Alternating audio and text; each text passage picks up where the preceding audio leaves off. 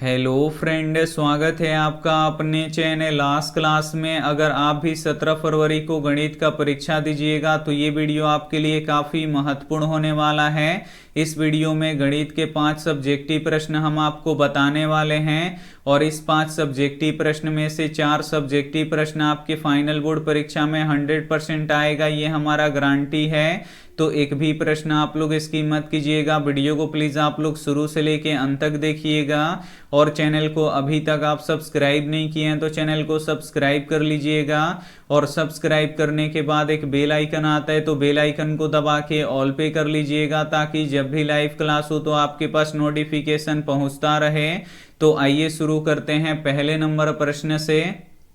तो पहला नंबर प्रश्न है कि tan a बराबर cot b हो तो सिद्ध कीजिए कि a प्लस बी बराबर 90 डिग्री। काफ़ी महत्वपूर्ण प्रश्न है ये आपके बोर्ड परीक्षा के लिए और ये आपके पेपर में 100% रहेगा, ये हमारा गारंटी है। तो इसे बिल्कुल आप लोग ध्यान से समझिएगा। सबसे पहले लिख देंगे यहाँ पे हल और जो प्रश्न यहाँ पे दिया हुआ है उसको हम यहाँ पे लिख देंगे।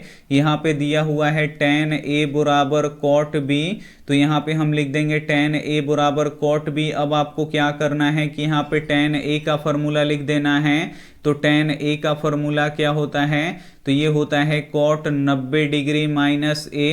तो अब आपको क्या करना है कि tan a के जगह पे क्या लिख देना है, cot 90 डिग्री माइनस a, क्योंकि tan a का फॉर्मूला होता है तो हम यहाँ पे tan a के जगह पे लिख देंगे cot 90 डिग्री माइनस a और बराबर है तो बराबर और cot b है तो यहाँ पे लिख देंगे cot b।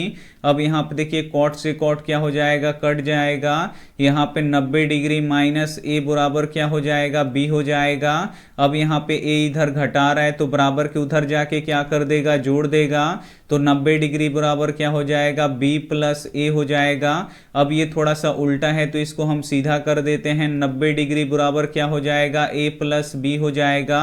अब इसे हम या करके सीधा कर देंगे। a प्लस b बराबर कितना निकल गया, हमारा 90 डिग्री निकल गया और यही आपको सिद्ध करना था। तो उम्मीद करते हैं ये प्रश्न आपको काफ़ी अच्छी तरीके से समझ में आ गया होगा। अगर समझ में आ रहा है तो प्लीज़ आप लोग वीडियो को शुरू से लेके अंत तक जरूर देखिएगा और ये सभी प्रश्न आपके फाइनल बोर्ड परीक्षा में 100% आने वाला है। आइए देखते हैं अगला प्रश्न। 2 नंबर प्रश्न है कि HCF 306 और 657 बराबर 9 दिया हुआ है तो LCM 306 और 657 ज्ञात कीजिए। काफ़ी महत्वपूर्ण प्रश्न है और ये आपके पेपर में 100% रहेगा, ये हमारा गारंटी है। यहाँ पे पहली संख्या दिया हुआ है और यहाँ पे दूसरी संख्या दिया हुआ है और इन दोनों संख्याओं का HCF कितना दिया हुआ है, 9 दिया हुआ है। तो बोल रहा है कि इन्हीं दो संख्याओं का LCM आपको निकालना है। तो कैसे निकालिएगा, तो इसे काफ़ी आप लोग ध्यान से समझिएगा। सबसे पहले लिख देंगे यहाँ पे हल और इसके लिए एक फार्मूला का जरूरत पड़ेगा। हम यहाँ पे लिख देते हैं पहली संख्या गुणे दूसरी संख्या। यहाँ पे हम फार्मूला लिख देते हैं, यहाँ पे पहली संख्या गुणे दूसरी संख्या बराबर LCM गुणे HCF। अगर ये फार्मूला आपको पता नहीं है तो इसे आप लोग नोटबुक पे लिख के जरूर याद कर लीजिएगा। यहाँ पे पहली संख्या कितना है, 306 है तो यहाँ पे लिख देंगे 306 और दूसरी संख्या कितना है, 657 है तो यहाँ पे लिख देंगे 657 और आपको LCM निकालना है तो उसको वैसे ही छोड़ दीजिए। और HCF कितना दिया हुआ है, 9 दिया हुआ है तो यहाँ पे लिख देंगे 9। यहाँ से आपको LCM निकालना है तो 9 इधर गुणा कर रहा है तो इधर आके भाग करेगा, यानी 306 गुणे 657 और बट्टा के नीचे आ जाएगा 9 और बराबर के उधर LCM बचेगा। 9 से 306 कटा दीजिए, कितना बार में कटेगा, 9 3 27 और 3 गया 36, 9 चौका कितना हो जाएगा, 36 हो जाएगा। तो यहाँ पे 34 गुणे 657 बराबर LCM हो गया। अब आपको क्या करना है कि इन दोनों को गुणा कर देना है, आपका आंसर आ जाएगा। तो यहाँ पे 657 में 34 से गुणा कर देते हैं। 7 चौक 28 के 8 हाथ में लगा 2, 5 चौका 20, 2 22 के 2 हाथ में लगा 2, 6 चौका 24 और 2 कितना हो जाएगा, 26 हो जाएगा। 7 तरीका 21 के 1 हाथ में लगा 2, 5 तियाँ 15 और 2 कितना हो जाएगा, 17 के 7 हाथ में लगा 1 और 6 3 18, 1 कितना हो जाएगा, 19 हो जाएगा। यहाँ पे 8 3 6 7 13 के 3 हाथ में लगा 1, 9 2 11, 1 12 के 2 हाथ में लगा 1, 1 1 कितना हो जाएगा, 2 हो जाएगा। तो यहाँ पे 22, 33, 8 इसका क्या हो जाएगा, एलसीएम हो जाएगा। इसे या करके हम सीधा कर देंगे। एलसीएम बराबर कितना हो गया, 22, 33, 8 हो गया। यही आपका राइट आंसर हो जाएगा। तो उम्मीद करते हैं ये भी प्रश्न आपको काफी अच्छी तरीके से समझ में आ गया होगा। आइए देखते हैं अगला प्रश्न 3 नंबर प्रश्न है कि 336 और 54 का अभाज्य गुणनखंड विधि द्वारा HCF और LCM ज्ञात करें। काफी महत्वपूर्ण प्रश्न है। यहाँ पे आपको 336 और 54 का अभाज्य गुणनखंड विधि द्वारा HCF और LCM निकालना है। तो सबसे पहले हम यहाँ पे 336 का अभाज्य गुणनखंड करेंगे। तो ये 2 से कटेगा, 2 एकम 2, 2 छक 12 और 2 आठे कितना हो जाएगा, 16 हो जाएगा। फिर ये 2 से कटेगा, 2 आठे 16 और यहाँ पे देखिए 2 चौका कितना हो जाएगा, 8 हो जाएगा। फिर ये 2 से कटेगा ये 42 बार में, फिर 2 से कटेगा ये 21 बार में और ये 3 से कटेगा 7 बार में। फिर यहाँ पे देखिए 54 का अभाज्य गुणनखंड करेंगे तो ये 2 से 27 बार में कटेगा। फिर ये 3 से 3 त्रिका 9 बार में कटेगा और यहाँ पे 3 त्रिका 9। अब यहाँ पे देखिए 336 और यहाँ पे बराबर, अब यहाँ पे देखिए 2 कितना बार आया है, 1 2 3 4, यहाँ पे 4 बार आया है। तो यहाँ पे लिख देंगे 2 गुणे 2 गुणे 2 गुणे 2 और उसके बाद 3 है तो यहाँ पे 3, 7 है तो 7 लिख देंगे। उसके बाद यहाँ पे देखिए 54 का, तो 54 का यहाँ पे देखिए 2 गुणे 3 गुणे 3 गुणे 3 है तो यहाँ पे लिख देंगे। अब यहाँ पे आपको HCF निकालना है। तो HCF कैसे निकलता है, तो जो दोनों में कॉमन होता है वो HCF होता है। तो यहाँ पे 2 कॉमन है तो 1 2 क्या हो जाएगा, HCF हो जाएगा। और यहाँ पे 3 कॉमन है तो 1 3 भी क्या हो जाएगा, HCF हो जाएगा। तो 3 दूना कितना हो जाएगा, 6 हो जाएगा। हमारा 6 यहाँ पे HCF हो जाएगा। अब हम इसका यहाँ पे LCM निकालेंगे। तो यहाँ पे देखिए 2 कितना बार आया है, तो यहाँ पे 1 2 3 4, यहाँ पे पहले वाले में 2 4 बार आया है और दूसरे वाले में 2 कितना बार आया है, 1 बार आया है। तो 2 किस में सबसे अधिक बार आया है, तो इसमें आया है। तो कितना बार आया है, 4 बार आया है। तो यहाँ पे 4 2 आपको लिख देना है। तो हम यहाँ पे लिख देते हैं 2 गुणे 2 गुणे 2 गुणे 2। उसके बाद देखिए 3 इसमें 1 है और इसमें 3 कितना है, 3 है। तो सबसे ज्यादा 3 किस में आया है, इसमें आया है। तो यहाँ पे सबसे ज्यादा 3 वाला लिख देंगे, 3 गुणे 3 गुणे 3। और उसके बाद देखिए 7 इसमें है, 7 इसमें नहीं है। तो एक 7 है तो यहाँ पे लिख देंगे 7। अब आपको क्या करना है, गुणा कर लेना है।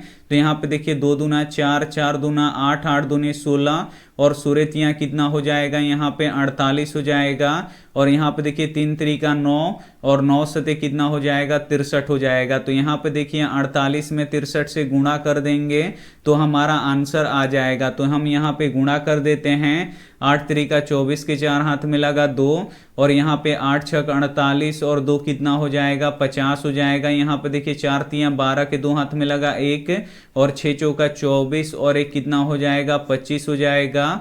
तो यहाँ पे देखिए 4 है तो 4 और यहाँ पे 2 और यहाँ पे 5 5 10 के 0 हाथ में लगा 2 और 2 1 कितना हो जाएगा, 3 हो जाएगा। तो हमारा LCM कितना निकल गया, 30 24 निकल गया और HCF कितना निकल गया, 6 निकल गया। तो उम्मीद करते हैं ये भी प्रश्न आपको काफी अच्छी तरीके से समझ में आ गया होगा।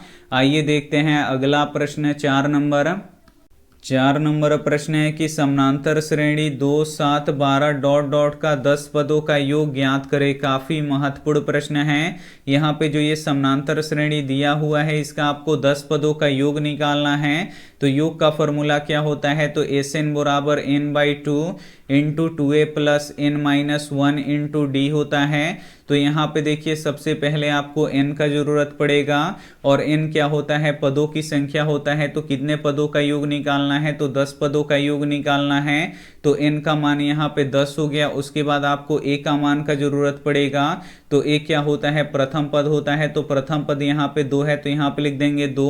उसके बाद यहाँ पे आपको d का जरूरत पड़ेगा। तो d कैसे निकलता है, तो दूसरे पद में से पहले पद को घटाना पड़ता है। तो दूसरा पद है 7, 7 में से 2 घटाएंगे तो कितना बचेगा, 5 बचेगा। अब हम यहाँ पे सब कुछ निकल चुका है। अब यहाँ पे हम फॉर्मूला लिखेंगे SN वाला। तो SN बराबर क्या होता है, n/2 into 2a plus n-1 into D होता है। तो यहाँ पे देखिए एस एन बराबर एन का मान कितना है 10 है, तो यहाँ पे लिख देंगे 10 और बट्टा के नीचे 2 है तो यहाँ पे लिख देंगे 2 और यहाँ पे 2 है तो 2 और ए का मान भी कितना है 2 है तो यहाँ पे लिख देंगे 2 और फिर यहाँ पे n का मान कितना है 10 है तो यहाँ पे लिख देंगे 10 -1 है तो -1 और d का मान 5 है तो यहाँ पे लिख देंगे 5।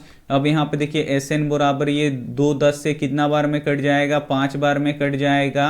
अब यहाँ पे देखिए 5 इंटू यहाँ पे 2 दूना कितना हो जाएगा 4 हो जाएगा और यहाँ पे देखिए 10 में से 1 घटेगा तो कितना बचेगा 9 बचेगा और यहाँ पे 5 है तो यहाँ पे लिख देंगे 5। उसके बाद देखिए एस एन बराबर 5 इंटू यहाँ पे 4 प्लस यहाँ पे देखिए 9 पचे कितना हो जाएगा 45 हो जाएगा। उसके बाद आपको क्या करना है कि जोड़ लेना है। उसके बाद 45 और 4 जोड़िएगा तो कितना हो जाएगा 49 हो जाएगा। अब यहाँ पे देखिए एस एन बराबर क्या हो जाएगा 5 और ब्रैकेट टूटेगा तो गुणा का चिन्ह आएगा और यहाँ पे 49 हो जाएगा। तो एस एन बराबर क्या हो जाएगा 49 में हम 5 से गुणा कर देंगे 9 पचे 45 के 5 हाथ में लगा 4 और 5 चौका 20 और 4 कितना हो जाएगा 24 हो जाएगा, यानी 245 क्या हो जाएगा इसका योग हो जाएगा और यही आपका सही आंसर हो जाएगा। तो आइए देखते हैं अगला प्रश्न 5 नंबर। 5 नंबर प्रश्न है कि 2x प्लस 3y बराबर 11 और 2x माइनस 4y बराबर -24 को हल करें और m का मान ज्ञात कीजिए जिसके लिए y बराबर mx प्लस 3 है। काफ़ी महत्वपूर्ण प्रश्न है और ये आपके पेपर में 100% रहेगा, ये हमारा गारंटी है। यहाँ पे आपको m का मान निकालना है तो m का मान कैसे निकलेगा, तो यहाँ पे आपको x का मान रखना पड़ेगा और यहाँ पे आपको y का मान रखना पड़ेगा और x और y का मान आएगा कहाँ से, तो जो ये दो समीकरण दिया हुआ है इसको आपको सॉल्व करके x और y का मान निकालना पड़ेगा, फिर इसमें आपको रखना पड़ेगा। तो इसको हम समीकरण 1 मान लेंगे और इसको हम समीकरण 2 मान लेंगे। यहाँ पे लिखेंगे हल और यहाँ पे लिख देंगे 2x प्लस 3y बराबर यहाँ पे 11, इसको समीकरण 1 मान लेंगे और उसके बाद यहाँ पे देखिए 2x माइनस 4y बराबर -24, ये हो जाएगा हमारा समीकरण 2। अब इसे हम विलोपन विधि के द्वारा सॉल्व करेंगे तो यहाँ पे देखिए 2x और 2x बराबर हैं, तो बस आपको लिखना है कि समीकरण 1 माइनस समीकरण 2 से, यानी समीकरण 1 में से समीकरण 2 को आपको क्या करना है कि घटा लेना है। तो यहाँ पे हम लिख देते हैं समीकरण 1 माइनस समीकरण 2 से, तो समीकरण 1 लिखेंगे 2x प्लस 3y बराबर 11, ये हमारा समीकरण 1 हो गया और उसके बाद 2x माइनस 4y बराबर -24, ये हो गया हमारा समीकरण 2। अब इसे घटाना है तो चिन्ह बदल जाएगा, यहाँ पे प्लस है तो माइनस, यहाँ पे माइनस है तो प्लस और यहाँ भी माइनस है तो प्लस। अब ये वाला चिन्ह खत्म हो गया, अब यहाँ पे नया चिन्ह आ गया। तो यहाँ पे देखिए प्लस 2x और माइनस 2x क्या हो जाएगा, यहाँ पे कट जाएगा और यहाँ पे देखिए 3y और 4y जोड़ेंगे तो ये कितना हो जाएगा 7y हो जाएगा और 11 और 24 जोड़ेंगे तो कितना हो जाएगा 35 हो जाएगा। अब आपको y का मान निकालना है तो 7 इधर गुणा कर रहा है तो इधर आके भाग करेगा, यानी y बराबर 35/7 हो जाएगा, तो 7 बचे कितना हो जाएगा 35 हो जाएगा। तो y का मान निकल गया 5। अब आपको क्या करना है कि y का मान समीकरण 1 में रख देना है, तो हम यहाँ पे लिख देते हैं y का मान समीकरण 1 में रखने पर, यहाँ पे हम लिख देते हैं y का मान समीकरण 1 में रखने पर। अब हम यहाँ पे समीकरण 1 लिख देंगे 2x प्लस 3y बराबर 11, ये हमारा समीकरण 1 है। यहाँ पे 2x है तो 2x प्लस है तो प्लस 3 है तो 3 और y के जगह पे आपको कितना रखना है 5 रखना है, तो यहाँ पे रख देंगे 5 और यहाँ पे देखिए 11 है तो यहाँ पे लिख देंगे 11। अब यहाँ पे देखिए 2x प्लस 3 पचे कितना हो जाएगा 15 बराबर यहाँ पे 11 है। अब यहाँ पे आपको x का मान निकालना है तो 15 इधर जोड़ रहा है तो उधर जाके घटा देगा, यानी 2x बराबर हो जाएगा 11 माइनस यहाँ पे 15। तो यहाँ पे देखिए 11 में से 15 घटेगा तो -4 बचेगा, तो x बराबर क्या हो जाएगा -4/2 हो जाएगा और 2 से 4 कितना बार में कटेगा 2 बार में कटेगा। तो x का मान यहाँ पे कितना निकल गया -2 निकल गया। अब आपको क्या करना है कि इस x का मान और इस y का मान इस समीकरण में आपको रखना है।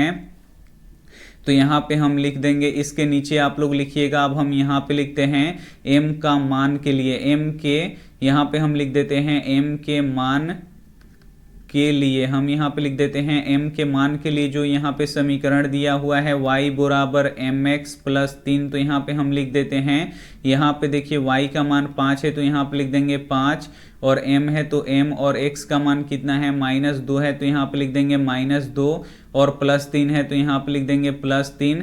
अब यहाँ पे देखिए 3 इधर घटा रहा है तो इधर जाके क्या करेगा, यहाँ पे जोड़ रहा है तो इधर आके घटा देगा, तो 5 - 3 बराबर क्या हो जाएगा, m गुणे -2 हो जाएगा।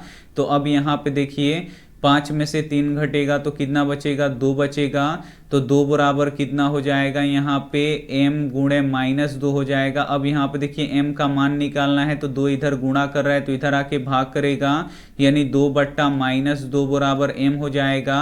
तो 2 से 2 एक बार में कट जाएगा, यानी -1 बराबर m हो जाएगा। अब इसे सीधा कर देंगे, m बराबर कितना हो जाएगा, -1 हो जाएगा, और यही आपका राइट आंसर हो जाएगा। तो उम्मीद करते हैं ये भी प्रश्न आपको